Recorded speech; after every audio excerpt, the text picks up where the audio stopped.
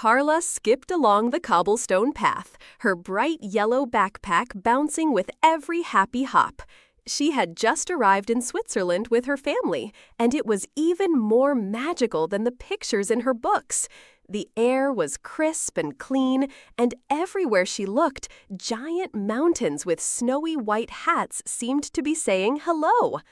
"Are we going to climb all the way to the top?" she asked her dad, pointing a little finger towards a peak that tickled the clouds. Her dad chuckled. "Not quite, but we are taking a special train that will take us part of the way up." The little red train was like something out of a fairy tale. It chugged and puffed, climbing higher and higher. Karla pressed her face against the window, her eyes wide with wonder. Tiny villages with wooden houses looked like doll houses below, and green meadows were dotted with colorful wildflowers. When they got off, Karla heard a gentle sound. Ding-dong, jingle-jangle, ding-dong. "What's that noise?" she whispered. Her mom smiled. "Why don't you go and see? Just don't wander too far."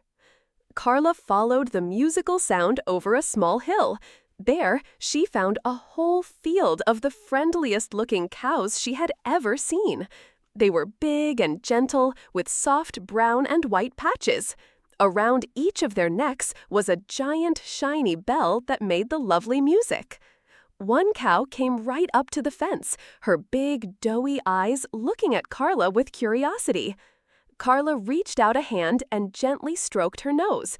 "I'll call you Bella," she said softly. Bella just blinked and let out another soft ding-dong. Later that afternoon, they visited a small village nestled in the valley. A wonderful smell wafted through the air, a smell that was sweet and warm and made Karla's tummy rumble. It was the smell of chocolate. They followed their noses to a little shop with a sign that said, "Chocolatier." Inside, a kind man with a big white mustache and a tall chef's hat was stirring a huge pot of melted chocolate. He saw Karla's amazed face and beckoned her over. "Would you like to see how we make Swiss chocolate?" he asked with a jolly voice. He showed her how he poured the liquid chocolate into molds. He even had one shaped just like the mountains outside.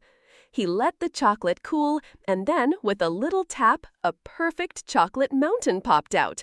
He handed it to Karla. "A sweet mountain for a sweet visitor," he said.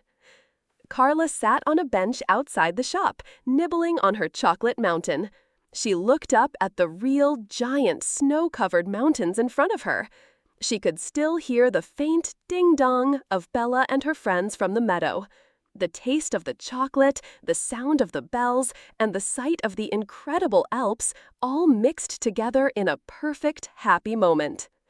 That night, tucked into her cozy bed, Karla dreamed of rivers made of chocolate and of flying over snowy peaks on the back of a cow with ringing bells.